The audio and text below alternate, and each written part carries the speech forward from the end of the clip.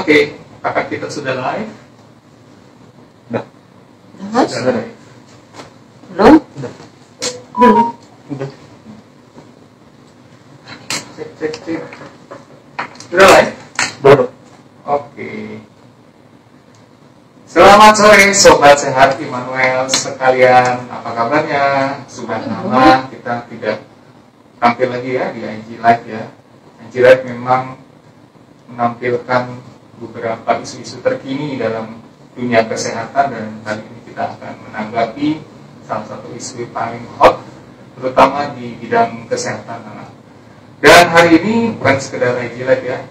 Hari ini adalah IG Live / Immanuel Podcast. Jadi kita rekam bareng hari ini untuk nanti teman-teman buat Sobat Sehat Immanuel sekalian bisa memeriksa kembali atau melihat kembali rekaman pada hari ini. Dan santai saja, hari ini kita akan IG Live sekitar paling lama 1 jam untuk menemani perjalanan pulang Sobat Sehat sekalian. Jadi kalau yang nyetir jangan sambil nonton ya, buat dinyalain aja speakernya karena wajahnya masih ini aja, dan di sebelah saya juga ada Dr. Stefani, ya wajahnya masih begitu-begitu saja. Yang penting informasi akan sampaikan. Iya, makanya. Oke, hari ini kita akan membahas tentang isu yang paling hot akhir-akhir pekan ini, yaitu gagal ginjal akut progresif atau gagal ginjal misterius pada anak. Ini buat spoiler dulu deh ya. Ini ceritanya nih, gagal ginjal ini ada tren kenaikan. Menurut Ketua Umum IDAI Dr. Piprim Yanwarso, dari konferensi pers sampai tanggal 18 Oktober itu ada kenaikan kasus, sudah terjadi 206 kasus panjang 2022 yang dulunya jarang. Dari bulan Januari itu cuma 2 kasus, Februari 2 kasus, tiba-tiba ada lonjakan signifikan bulan Agustus dari 37 kasus, dan September jadi 81 kasus. Dan menyedihkannya ini yang sampai meregang nyawa atau sampai meninggal pada kasus ini hampir setengahnya ya. Sudah ada laporan kematian ini dari sampai 24 Oktober itu sudah tercatat 255 orang dinyatakan gagal ginjal akut, 255 anak kita, dan angka kematiannya mencapai 143 orang. Itu angka nasional di 26 provinsi yang sudah dilaporkan. Jadi ini benar-benar terjadi di Indonesia. Dan Kota Bandung sendiri bagaimana? Di Hasan Sadikin sudah ada 12 anak yang ditangani dengan gagal ginjal akut progresif, dan sampai saat ini sudah masuk 3 ke PICU intensive care, dan syukurnya ada laporan perbaikan. Ini kita bicara tentang generasi muda penerus bangsa kita, di mana harus mengalami suatu hal yang istimewa setelah kemarin kita berjuang dengan pandemi COVID. Sekarang apa pula ini? Kemarin tiba-tiba, kalau ingat kemarin podcast Immanuel kita membahas tentang hepatitis akut misterius, kok sekarang ada lagi gagal ginjal akut misterius? Apakah ada hubungannya dengan COVID atau tidak? Ini kira-kira kenapa? Mungkin kita akan bahas tuntas pada hari ini bersama dokter spesialis anak kebanggaan kita yang sangat-sangat energik, masih muda dan mulai sibuk ya dok ya, banyak banget sekarang pasien. Luar biasa. Dengan dokter Stefani, spesialis anak. Hai. Oke, dokter Stefani, kita juga akan membuka pertanyaan buat teman-teman yang ada mengamati kita di IG Live. Untuk 2 penanya terbaik kita akan buka pertanyaan, ada hadiah dari panitia, ada 2 pulsa ya Bu ya, 2 pulsa untuk 2 penanya terbaik di IG Live. Nanti dokter Stefani jadi juri juga berarti. Oke dok, tentang gagal ginjal akut progresif ini dok, sebenarnya apa sih yang ini kan dari komponennya di beberapa kata ya. Kalau pengertian dari gagal ginjal sendiri itu apa sih dok sebenarnya? Nah, pengertian dari gagal ginjal sendiri itu berarti kan artinya adanya kegagalan dari proses ginjal untuk dalam fungsinya. Betul ya berarti ya. Nah, fungsinya ginjal itu adalah untuk menyaring semua racun-racun tuh di dalam tubuh kita. Segala macam tuh protein, segala macam disaringnya tuh di ginjal ya. Racun-racun tubuh pun juga ada yang disaringnya di ginjal. Kalau misalnya fungsinya itu tidak berfungsi dengan baik, otomatis juga semua proses yang ada di dalam ginjal pun juga tidak akan berlangsung dengan baik ya. Dia kan juga akan melakukan proses untuk pembuatan urin ya atau pipis anak ya. Jadi kalau misalnya terjadi gagal ginjal, otomatis gejala yang pertama kali atau yang kadang-kadang yang langsung tersadari oleh orang tua adalah anak itu akan mengalami penurunan dari fungsi atau mengalami penurunan dari jumlah pipisnya, jumlah urinnya seperti itu. Yang normal berapa dok kalau misalnya anak orang dewasa kan katanya pipisnya harus 8 kali per hari. Nah, anak-anak pun juga sama, kurang lebih dalam waktu 4 sampai 6 jam itu biasanya ada buang air kecil 1 kali. Kayak gitu dok. Jadi kalau misalnya nih dalam waktu 6 jam atau 6 sampai 8 jam di pagi sampai sore hari itu anak nggak buang air kecil, itu orang tua udah mulai warning. Ini kenapa nih anak kita tuh nggak buang air kecil kayak gitu ya? Itu harus sudah mulai waspada. Beda kalau malam hari ya dok ya, malam kan wajar-wajar aja ya, kita tidur 6 jam, 8 jam, kadang buang air kecil, kadang enggak, nah itu masih bisa ditoleransi. Tapi kalau misalnya di pagi, siang, sore kita minumnya cukup, segala macamnya cukup, tiba-tiba nggak buang air kecil, itu udah harus waspada. Baik, sekarang kita ngomongin yang ngetren sekarang, apa sih bedanya dok? Kan istilahnya sekarang gagal ginjal akut progresif atipikal ya katanya. Iya. Ini gagal ginjal aja kita baru belajar, sekarang tambahin lagi akut, progresif, atipikal tuh apalagi tuh dok? Ya, tadi kan gagal ginjalnya tuh udah dijelaskan ya, disebut gagal ginjal ya karena si ginjalnya itu gagal untuk melakukan fungsinya. Nah, kejadian akut, nah itu terjadi secara mendadak, akut itu ya. Jadi tiba-tiba nggak ada AIU, langsung cepet gitu prosesnya ya, itu disebut akut. Nah, selain akut juga itu ada progresif, lebih cepat lagi nih perburukannya. Gitu, dari tadinya anaknya bagus-bagus aja, nggak ada masalah, misalnya dari dia cuma nggak pipis aja, terus tiba-tiba kondisinya memberat itu dengan sangat cepat, dengan progresif. Seperti itu, makanya lah disebut gagal ginjal akut progresif yang atipikal, yang nggak seperti biasanya. Atipikal itu yang biasanya tuh ada yang yang biasa-biasanya seperti ini. Nah, ini tuh nggak seperti biasanya, makanya lah disebut atipikal. Kejadiannya cepat, terus memburuk dengan cepat juga, dan nggak diketahui polanya seperti yang sudah-sudah ya dok ya? Iya, jadi polanya berbeda dengan yang sebelumnya. Jadi pantas ya, jadi heboh ya, jadi langsung ketangkap radar, bukan penyakit biasa ya di kalangan dokter. Karena gagal ginjal sesuatu yang sebenarnya jarang pada anak tuh ya. Nah iya, dulu-dulu kan jarang banget ya, makanya juga dari insidensi di bulan awal Januari cuma 1-2. Nah tiba-tiba dari 3 bulan terakhir ini kan langsung jumlahnya puluhan anak per bulan ya.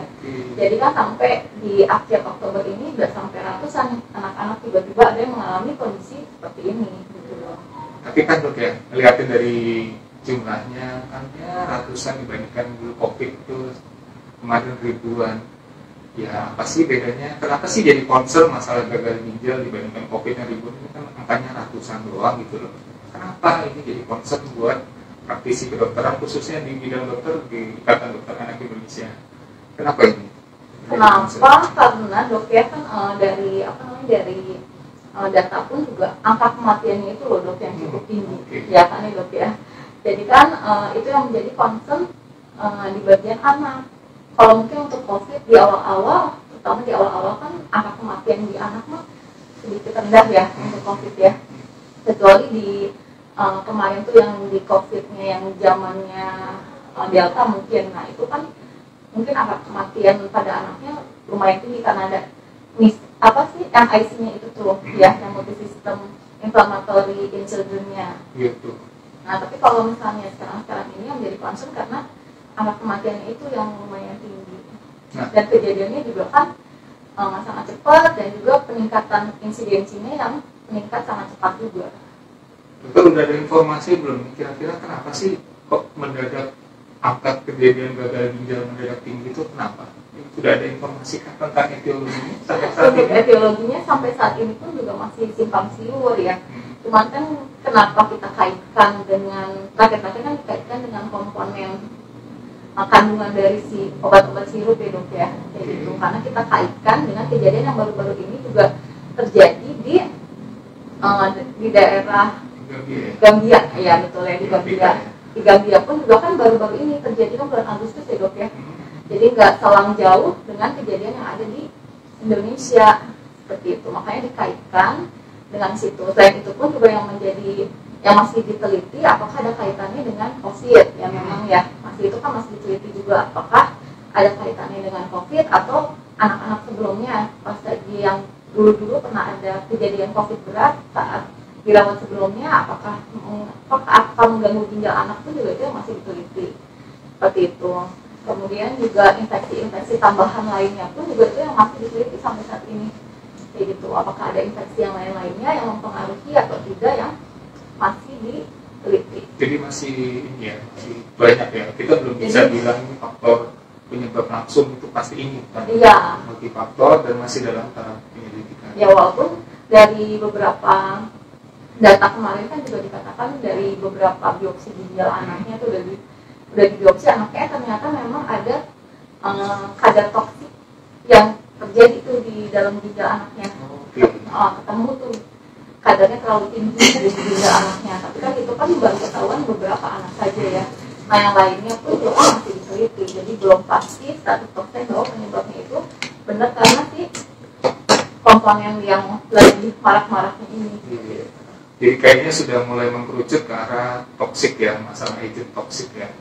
Jadi terkait sama makanan atau obat-obatan yang dikonsumsi oleh anak yang sebelumnya mengalami gagal ginjal ini. Dan mungkin konsisten juga dengan laporan-laporan kan pandemi ya. Kalau misalnya dulu kemarin saya dengar itu hubungannya dengan COVID atau kejadian pasca COVID, negara lain juga kan yang mengalami juga ya COVID. Tapi di negara lain nggak ada kejadian gagal ginjal ini ya dok ya. Iya. Jadi kayaknya sudah mulai mengkerucut ke arah toksik ya, zat toksik ya. Iya, zat toksik yang masih mungkin ya. Emang gimana sih ceritanya dok sampai dokter anak menyimpulkan bahwa ini kejadiannya karena zat toksik? Itu ada gejala-gejala apa yang mendahului gagal ginjal pada anak ini sebelumnya sampai kecurigaannya kayaknya gagal ginjal? Parah itu ya. Ya karena kan kalau misalnya digali ternyata tuh pasien-pasien yang gagal ginjal ini biasanya beberapa minggu sebelumnya ada keluhan dulu tuh dok. Biasanya tuh mereka ada keluhan demam, batuk, pilek, kadang-kadang ada yang mencretnya, baik atau diare, dan mereka itu saat keluhan tersebut kan pasti minum obat ya dok ya, kayak gitu. Nah obat-obatan itu tuh yang menjadi tersangkanya karena waktu sebelumnya mungkin udah ada perbaikan dulu, tiba-tiba anaknya nggak mengalami buang air kecil, ya beda tuh kan kadang-kadang kalau dulu sih gagal ginjal kan kalau karena diare berat, kadang-kadang dehidrasi berat kan masih wajar ya. Jadi gagal ginjal kan ya dok ya, karena kan kurang cairan ya dok ya. Tapi kan ini kan tiba-tiba ada riwayat demam sebelumnya, tiba-tiba anaknya jadinya nggak pipis, kesadaran anaknya mulai mengalami penurunan tuh biasanya dok ya. Dipanggil atau kontaknya ngobrolnya jadi nggak nyambung nih anaknya kayak gitu ya. Terus tiba-tiba ada muntah-muntah, makanya dicurigailah ke arah intoksikasi suatu obat kayak gitu. Jadi ada riwayat sebelumnya mengkonsumsi obat-obatannya. Iya betul. Dan karena terjadi pada anak pasti sediaan obat anak ya, karena kebanyakan jika ada obat dewasa dan obat anak, tapi kejadiannya kalau kenapa di anak kita berpikiran obat-obatan yang diberikan pada anak. Betul. Sediaan anak ya. Iya. Yang cair-cair berasa gitu ya. Iya betul. Oke. Nah jadi obat-obatan sirup ya, saya berpikir obat-obatan sirup itu menjadi kontributor peningkatan kasus gagal ginjal akut progresif ini. Dan bukti-buktinya ada ya, sudah mulai ada bukti-bukti yang mengarah ke sana ya, Pak?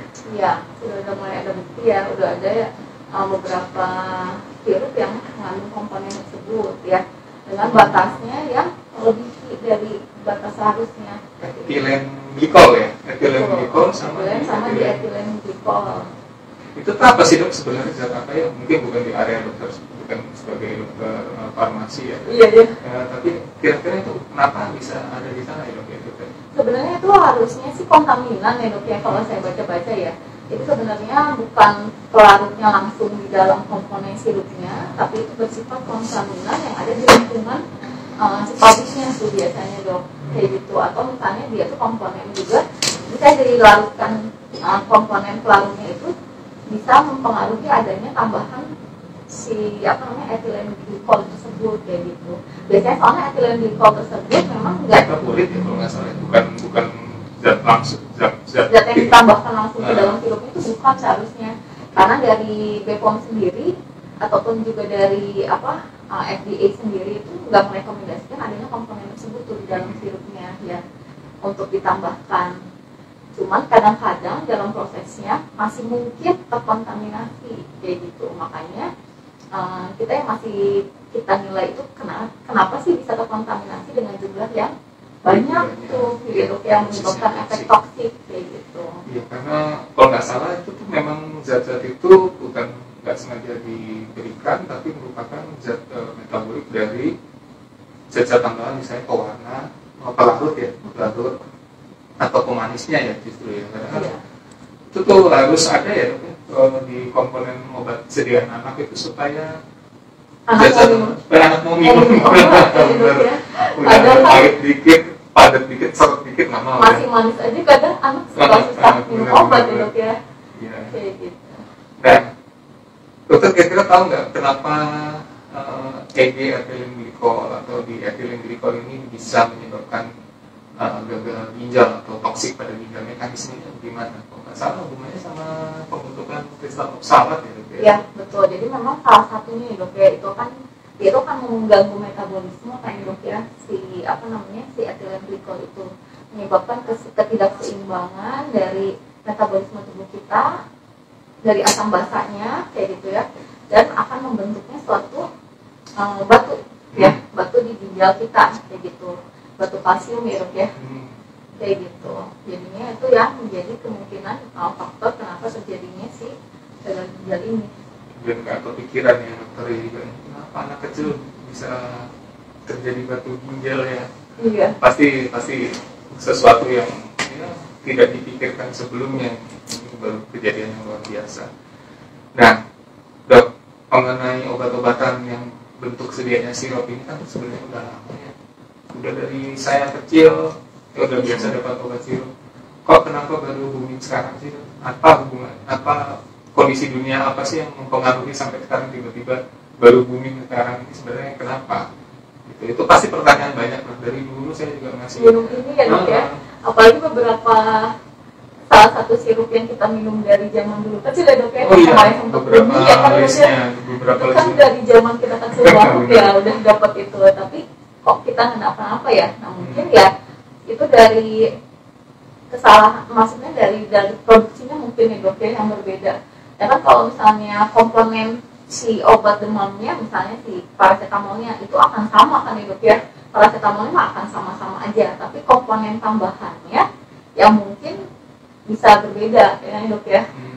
Walaupun pabriknya sama, tapi mungkin komponennya yang ditambahkannya bisa berbeda-beda, karena kan pasti juga si pabrik akan bervariasi kan ya dok ya. Mungkin ya, kalau saya boleh berpikir, mungkin ini ada hubungannya sama post-covid kemarin, pas pandemi kemarin, kesulitan produksi sama rantai pasokan sama perang sekarang. Jadi perang di Eropa jadi mempersulit pasokan bahan baku produksi. Kalau nggak salah kita sempat beli barang-barang dari tempat yang nggak biasa, bukan yang mendiskreditkan India ya. Cuma katanya ada beberapa bahan yang di Gambia itu kejadiannya bahan baku obatnya ngambil bukan di tempat yang biasa. Ya mungkin ini yang bisa mengganggu kualitas produksi farmasi kita pada saat ini. Nah, kalau dari organisasi, dari regulator sendiri, dari pemerintah ataupun dari organisasi profesi sendiri, sikapnya gimana dok dengan temuan adanya komponen yang toksik yang bisa menyebabkan gagal ginjal pada anak ini? Sikapnya bagaimana? Apakah sudah ada respon atau belum? Nah, jadi kalau misalnya dari IDAI sendiri tetap ya menghimbau kepada para ibu nih, kalau misalnya tetap tidak panik ya dok ya, panik berlebihan, panik boleh ya dok ya. Istri saya panik dok. Tapi jangan sampai panik yang berlebihan sekali ya, tetap memang kita harus juga update ilmu dari media manapun juga dengan sumber yang terpercaya pastinya kan ya dok ya. Jadi kalau misalnya ibu-ibu di rumah tuh harus memantau, sekarang sih memantau jumlah urin atau jumlah buang air kecil anak di rumah ya. Oh iya, sudah. Nah itu harus yang menjadi Di yang absen. itu harus di absen tuh anak. Anak kita ini udah buang air kecil belum ya? Nah itu harus dipantau. Terutama apalagi ada anak-anak tuh yang 2 minggu sebelumnya ada riwayat demam. Ya kemudian untuk pemberian obat-obatan itu kita harus mulai sering melihat nih list obat mana saja yang sudah diperbolehkan untuk diberikan ke anak kita, karena sudah rilis ya dok ya dari BPOM sendiri obat-obatan yang nggak mengandung ini. Oh iya, kemarin sempat di ban semua sirup jangan dijual dulu ya? Iya, nah kemarin. Nah kalau sekarang sih keputusan yang terbaru kan karena sudah keluar rilis dari BPOM, jadinya obat-obat sirup tertentu ada yang sudah bisa diberikan dok ya. Jadi kalau yang sudah bisa diberikan itu masih bisa diberikan dengan pemantauan ya. Kalau misalnya yang belum ada listnya itu tetap harus ditanyakan kembali ke dokternya, ke dokter anaknya ya, apakah boleh diberikan atau tidak. Selama pusing dok, banyak yang harus ditanyain obatnya. Dan buat sobat sehat sekalian silakan pantengin itu obat-obat yang di rumah masih bisa dipakai atau enggak. Kalau nggak mau, kalau sudah lama, ya kalau udah lama lebih baik dibuang dulu, jangan digunakan kembali ya dok ya. Konsultasi langsung. Sekarang mah ya dok ya, jangan sembarangan anak ini sakit ini dikasih obat A, B, C semua dikasih ya, karena memang belum tentu anak sakit, misalnya sakit pilek aja langsung dikasih obat yang banyak ini ya dok ya. Kadang-kadang kan pilek itu sifatnya adalah bisa sembuh sendiri ya dok ya.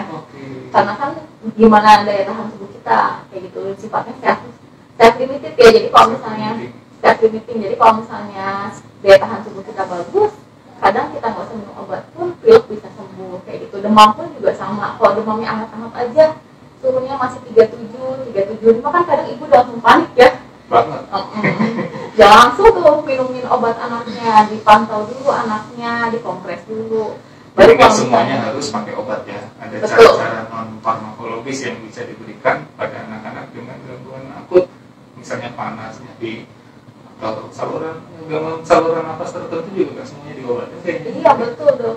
Jadi kadang-kadang batuk juga kalau daya tahan tubuh kita bagus bisa sembuh dengan daya tahan tubuh kitanya kayak gitu ya. Jadi dengan adanya hal tersebut, hal ini tuh jadi membuat kita tuh lebih terbuka matanya, oh bahwa nggak semua penyakit itu juga perlu obat ya dok ya, kayak gitu. Baik dok. Jadi obat mungkin bukan satu-satunya zat penyebab gagal ginjal akut progresif ini, masih ada penyakit-penyakit lain juga yang perlu dicurigai bisa menyebabkan gangguan ginjal akut ini ya. Kira-kira penyakit apa dok yang harus diwaspadai untuk kita harus mulai hitung-hitung pipisnya si anak, kira-kira penyakit apa lagi dok, atau penyebab apa lagi yang bisa menyebabkan gangguan ginjal selain obat-obatan? Ya, jadi penyakit-penyakit lain pun juga kan bisa menyebabkan gagal ginjal. Yang pertama yang tadi diare ya, diare pun bisa menyebabkan gagal ginjal kalau kondisi diarenya udah berat. Terus penyakit-penyakit kayak demam berdarah, tipes, kayak gitu kalau kondisinya berat pun juga bisa mengganggu ke ginjal anak ya. Atau anak-anak yang punya penyakit autoimun bawaan, misalnya lupus, seperti itu juga bisa menyerang ke ginjal. Atau memang bawaan dari lahir nih, si bentuk dari ginjalnya atau bentuk saluran kencingnya memang ada mengalami kelainan pun juga bisa mengalami gangguan ginjal kayak gitu. Jadi enggak 100% gangguan ginjal akut itu karena si obat-obatan ya kayak gitu. Cuman yang sekarang ini yang memang yang kita harus pantau adalah pemberian obat-obatannya tersebut ya. Kalau misalnya kita curiga anak kita mengalami gangguan ginjal ini udah mulai susah-susah atau nggak pipis dari pagi cuma sekali, itu pertolongan pertamanya apa ya? Benar nggak mitosnya harus banyak minum? Benar nggak? Apakah akan membantu banyak minum atau jadinya malah jadi sesak begitu? Nah, itu dia yang kita harus tahu. Kalau misalnya anak nggak pipis nih dalam waktu 6-8 jam, itu langsung bawa saja ke dokter dulu, anaknya diperiksa ya dok ya, kayak gitu. Kecuali kalau misalnya anaknya nggak pipis nih dalam 6-8 jam, tapi riwayat sebelumnya anaknya nggak minum sama sekali, anaknya lagi nggak mau minum, terus pokoknya intake-nya kurang. Kalau intake-nya kurang, asupannya kurang, otomatis ginjal pun juga mau produksi urinnya seperti apa kalau nggak ada yang masuk kan ya dok ya. Tapi kalau misalnya dia minumnya bagus, segala macamnya bagus, tiba-tiba nggak ada pengeluaran, nggak ada urin yang keluar, itu harus cepat-cepat dibawa. Karena kan penyebab dari si gagal ginjal itu macam-macam ya. Apakah penyebabnya itu dari masalah sebelum ginjalnya atau masalahnya karena udah ada kelainan di ginjalnya. Kalau misalnya penyebabnya karena sebelum ginjalnya, biasanya paling sering karena kurang cairan ya. Itu mah dikasih cairan pun nanti anak akan buang air kecil kembali. Tapi kalau penyebabnya itu ada di ginjalnya, karena udah rusak nih, udah nggak bisa nyaring lagi si ginjalnya, dikasih cairan terlalu berlebihan, malahan dia akan memperberat ya kan fungsi-fungsi yang lainnya. Nanti itu yang akan jadi sesek anaknya ya kan. Begitu juga ada pembengkakan jantung lain-lain. Nah itu makanya harus dikonsultasikan ke dokter. Jadi kalau minumnya cukup, belum tipis, harus hati-hati ya. Tapi jangan disuruh makin banyak minum juga. Jangan-jangan penyebabnya yang setelah ginjal ya, penyebab gagal ginjalnya, dan itu disuruh memperberat kondisi si anak. Jadi kalau pusing-pusing ya udah bawa aja ke dokter Stefani ya dok ya. Dokter kalau misalnya curiga nih, aduh ini kayaknya ada masalah dengan gangguan pipisnya nih, parah. Yang terus ada riwayat dia demam sebelumnya atau konsumsi obat-obatan yang ternyata masuk dalam list berbahaya. Jadi ini kan kita harus mewaspadai ya. Sebenarnya rumah sakit mana sih yang bisa menerima pasien-pasien seperti ini? Apakah semua pusat kesehatan atau semua fasilitas pelayanan kesehatan bisa menerima, atau ada fasilitas layanan kesehatan tertentu yang punya syarat untuk menangani kasus-kasus yang berat nantinya, dok? Untuk kasus-kasus yang berat yang biasanya nggak bisa ditangani di rumah sakit rujukan biasa ya dok ya, itu biasanya kita akan rujuk ke rumah sakit rujukan utama ya di Hasan Sadikin nih dok ya, karena masih ada kemungkinan kalau anak-anak yang tidak bisa ditangani dengan baik di rumah sakit biasa, kemungkinan perlu tindakan lebih lanjut, kadang-kadang perlu cuci darah dan lain-lain ya dok ya. Karena kan kalau di rumah sakit seperti di rumah sakit Immanuel untuk cuci darah anak masih belum bisa kan dok ya. Jadi perlu untuk penanganan lebih lanjutnya di rumah sakit tipe A ya biasanya. Jadi kita harus stabilkan dulu, bawalah ke UGD terdekat, tapi nanti mungkin saja harus dirujuk ke rumah sakit rujukan utama ya. Oke. Baik dok, kalau misalnya tadi sudah dikatakan bagaimana penanganan yang non farmakologis juga bisa diberikan pada anak-anak pada keluhan demam, pilek, batuk pun masih bisa ditangani tanpa obat-obatan. Nah, semuanya pasti ada kalanya kita bingung ya, harus bertanya langsung pada dokter atau profesionalnya. Kira-kira kalau mau ketemu sama dokter Stefani gimana dok? Caranya dok? Silakan. Caranya Immanuel dokter praktek kapan sih? Prakteknya setiap hari dok, Senin sampai hari Sabtu ada di rumah sakit Immanuel dok. Dokter tetap Immanuel ya dok ya? Iya. Setiap hari ada di Immanuel dari Senin sampai Sabtu. Oke, itu tadi bincang-bincang kita dengan dokter Stefani. Saya mau ngecek sudah ada pertanyaan nih di IG Live dari Marta Fitz. Dok, langkah pertama apa yang harus dilakukan jika anak mengalami gejala gagal ginjal akut? Nah, sudah dijawab dok, boleh diulangi. Ya, jadi kalau misalnya udah mengalami gagal ginjal akut mah nggak usah pusing-pusing lagi, langsung bawa ke vaskes terdekat bu, kayak gitu. Karena kan itu penanganannya bukan penanganan simple yang bisa ditangani di rumah kayak gitu. Jadi yang bisa dilakukan di rumah itu adalah orang tuanya adalah screening awal tuh ibu ya, kayak gitu, screening gejala, dan kalau misalnya gejalanya sudah terpenuhi itu cepat dibawa ke vaskes terdekat gitu ya. Pertanyaan dari AL.RY0101, saat anak batuk pilek, apakah ada penanganannya selain menggunakan obat sirup? Karena anak susah untuk minum obat berbentuk pil. Ya, gimana dok?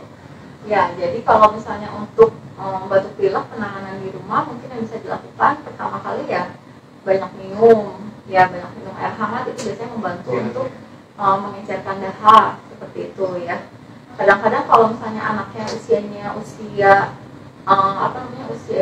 di bawah setahun, kadang-kadang juga dengan nebulisasi masih bisa membantu ya kayak gitu. Begitu juga untuk pemberian madu, kalau untuk anak di atas 1 tahun dengan jeruk nipis juga masih bisa kayak gitu diberikan ya. Itu juga masih boleh diberikan kepada anak ya. Atau misalnya dia pilek, diberikan semprot hidung juga bisa. Jadi nggak harus diberikan obat yang diminum gitu. Oke, dari Anissa NF2, dok, kan obat yang dilarang saat ini mengandung zat yang dirasa berbahaya. Nah, kenapa ya dok baru ketahuan saat ini? Apakah konsumsi obat tersebut sudah diganti jadi tidak yang didaftarkan di BPOM? Yang tadi mungkin sudah disinggung ya, ini BPOM tetap menjalankan prosedur pengawasan pastinya, tapi pasti ada aja kejadian dulu sehingga yang komponen-komponen yang biasanya diawasi secara rutin mungkin tidak terdeteksi, tapi tetap fungsi pengawasan tetap dilakukan, buktinya langsung ketahuan zat-zat mana yang obat-obat mana, merek-merek obat mana yang mengandung obat komponen yang berbahaya. Iya, dan setiap satu obatnya itu biasanya nomor batch-nya banyak Iya, banget ya. Jadi kadang-kadang mungkin ya ada aja ya dok ya, namanya manusia nggak luput dari kesalahan. Jadi kita harus memang kerjasama ya dari organisasi profesi selain dari pemerintah, BPOM, semua kerjasama. Kalau ada kejadian aneh-aneh jangan mau ikhlas aja, laporin dong. Saya menemukan ini ya, kan dari setiap farmasi juga kan ada pemantauan efek samping obat. Laporkan aja ke dokter, jadi jangan sampai kejadian ini terulang, terutama pada generasi penerus kita. Dari Nino Alfarisi 054, dok gimana kalau nanti demam terus kasih obat apa? Apalagi sekarang udah tidak boleh minum obat sirup. Nah, mau minta obat dok, kalau obat memang obat apa tetap harus minum obat. Tadi dikompres nggak bisa, dikasih banyak minum nggak bisa, dikasih obat apa dok? Jadi kalau misalnya untuk obat demam saat ini kan memang yang ada listnya baru ada satu tuh yang tertulis ya dok ya di situ ya. Nah kalau misalnya obat sirupnya anaknya benar-benar nggak bisa banget dikasih obat buyar, kadang kita resepkan karena udah terlist tuh di datanya kayak gitu. Setelah menunggu yang ada di list ya. Kemudian kalau misalnya emang nggak bisa banget ya tetap bisa dikasih obat racikan dulu untuk penurun demamnya. Ada obat kunyah juga, obat demam juga ada yang kunyah dok, nggak semuanya sirup ya. Ada juga yang kunyah anak, itu juga bisa diberikan ya, obat kunyah anak. Kemudian kalau misalnya ada anaknya lisko kejang, nggak turun-turun demamnya, kadang juga dikasih obat demam yang lewat dubur juga ada kan dok ya. Gitu. Jadi memang untuk pemberian obat kan bentuknya macam-macam ya, jadi bisa dicoba sediaan lain yang bukan sirup seperti itu ya. Oke, pertanyaan dari Anissa F2 lagi. Dok izin bertanya, jika anak terdiagnosis dengan GGA, gimana perawatannya supaya mendukung penyembuhan? Makanan yang harus diberi atau minuman dok? Silakan. Ya, jadi kalau misalnya terbukti GGA itu kan nanti kita cari tahu dulu ya dok ya, sudah terbukti karena penyakit ini karena si toksisitas dari si obatnya atau penyebabnya dari yang lain kayak gitu. Jadi untuk perawatannya cairan itu juga macam-macam ya dok ya. Kalau penyebabnya karena kurang yang tadi yang sebelum ginjal karena kurang cairan ya kita berikan cairan cukup. Tapi kalau misalnya udah penyebabnya dari ginjalnya memang nggak berfungsi atau ada sumbatan, nah itu mungkin cairannya nanti yang perlu dibatasi ya dok ya. Kemudian juga nanti dilihat lagi, kadang-kadang gangguan ginjal juga efeknya ke tensi tinggi ya. Nah nanti mungkin apakah dietnya perlu yang rendah garam dan yang lain. Nah itu memang tiap anak, tiap kasus itu akan berbeda-beda gitu. Jadi tidak bisa disamaratakan per case-nya ya gitu. Oke.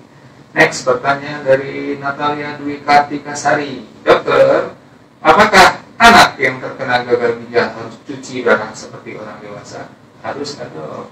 Tidak harus dok, karena memang gagal ginjal itu ada tahapannya. Dari tahapannya yang berisiko aja tuh sampai yang benar-benar udah rusak berat. Nah kalau misalnya si tahapan gangguan ginjalnya udah rusak berat, ginjalnya itu kerjanya udah susah banget nggak bisa, nah itu memang harus dibantu dulu dok ya dengan dengan dialisa ya, dengan cuci darah. Tapi kalau misalnya si ginjalnya masih bisa bekerja dengan dengan prosesnya berapa persennya, nah itu baru tidak perlu si dialisanya. Jadi memang itu ada keputusan klinis dan memang ada dari pemeriksaan lab yang harus dilakukan. Jadi tidak semua pasien gagal ginjal harus cuci darah. Betul. Kalaupun harus cuci darah tidak harus rutin ya. Ya, kalau misalnya sifatnya akut, masih akut biasanya dilakukan apabila saat si ginjalnya sedang capek aja tuh kan sifatnya akut ya dok ya. Harusnya sih saat ini aja. Biasanya beberapa kali kalau fungsinya udah mulai kembali lagi menjadi baik, nah itu biasanya nggak perlu lagi cuci darah. Tapi kalau sifatnya si gangguan ginjalnya udah kronis, biasanya itu permanen. Jadi cuci darah pun juga bisa rutin kayak di orang dewasa dok. Jadi anak-anak pun juga ada yang gagal ginjal kronis dok kayak gitu ya, yang perlu cuci darah rutin. Mungkin ini sudah ada di pengalaman dokter, dan ini sejalan sama pertanyaan dari Atunistiatun. Dok, bagaimana kita ngomongin gagal ginjal kronis sebenarnya? Dok, bagaimana jika pasien telah divonis gagal ginjal agar tetap semangat untuk sembuh, fisikis agar kuat? Nah, ini ngomongin anak-anak dok, orang dewasa mah udah beda pasti motivasinya. Iya betul. Jadi kalau misalnya anak sampai sudah terdiagnosis gagal ginjal kronis, untuk memberi semangat anak tersebut otomatis dari support systemnya yang pertama ya, support system di lingkungan segala macam. Nah itu yang harus membantu si anak ya. Karena kalau misalnya anak-anaknya ada atau misalnya ada penyakit kronis seperti ini, gangguan untuk mentalnya pun juga pasti ada dok ya, kayak gitu ya. Nah itu yang harus dievaluasi biasanya. Apakah si anaknya udah mulai cenderung ke arah depresi segala macam. Nah itu juga tetap harus dievaluasi. Itu ada timnya tersendiri kalau misalnya untuk anak-anak yang mengalami penyakit kronis dok. Kayak gitu. Enak ya, tapi jadi dokter sekarang semua sudah ada ahlinya. Kalau dulu mas semua ditangani sendiri, dan Iya, tugas yang paling berat justru dari sobat sehat teman-teman sekalian, menemukan kasus gagal ginjal atau keluarga teman-teman dari keluarga sobat sehat teman-teman sendiri yang mengalami ini, pasti tugasnya akan menjadi sangat sulit. Ya, silakan berkonsultasi karena kami di Immanuel punya tim terpadu untuk mengatasi berbagai permasalahan dalam kesehatan baik secara fisik maupun kejiwaan dari sobat sehat Immanuel sekalian. Oke, kayaknya udah dulu ya dok ya. Memang pertanyaan banyak banget. Terima kasih buat antusiasme dari sobat sehat sekalian. Dok, dari tadi banyak yang nanya, ada yang ini nggak nempel ke dokter, mana yang pertanyaannya baik menurut dokter, tentang anak, nanti panitia yang nyari. Pertanyaannya mungkin dari dokter, coba dokter. Ada yang masih ingat nggak dokter Bima? Banyak banget dok ini sama dok. Oke, mungkin tadi yang nanya ini nih, tadi obat batuk pilek ya dok ya. Mengenai obat batuk pilek anak, sama tadi yang lainnya penanganan gagal ginjal akut ya di rumah ya, seperti apa? Silakan panitia cari penanyanya mana, nanti sahabat sehat Immanuel yang beruntung akan dihubungi oleh panitia di sini. Oke, Dr. Stephanie, terima kasih sekali waktunya sudah bersama-sama dengan kami di sini dan menyapa dengan sobat sehat Immanuel. Kami yakin sekali banyak sekali pertanyaan dari sobat sehat Immanuel sekalian yang penasaran tentang gagal ginjal akut progresif pada anak ini dan kesulitan untuk mengkonfirmasi kebenaran dari sekian banyaknya artikel dan sumber-sumber di media saat ini. Mudah-mudahan dengan kehadiran Dr. Stephanie di sini bisa memberikan gambaran yang lebih clear, memberikan validasi dari informasi yang simpang siur tentang fenomena yang terjadi di kesehatan, terutama di kesehatan anak pada saat ini. Terima kasih sekali lagi untuk Dr. Stephanie buat kehadirannya, dan untuk sobat sehat sekalian. Kali ini karena hostnya saya, jadi tidak ada pantun ya untuk mengakhiri EJLab pada hari ini. Salam dari saya, mudah-mudahan teman-teman semua sobat sehat Immanuel sekalian dalam kondisi sehat. Kalau sehat sangat berbahagia. Apabila mana membutuhkan bantuan dalam konsultasi dalam bidang kesehatan, silakan datang ke rumah sakit Immanuel.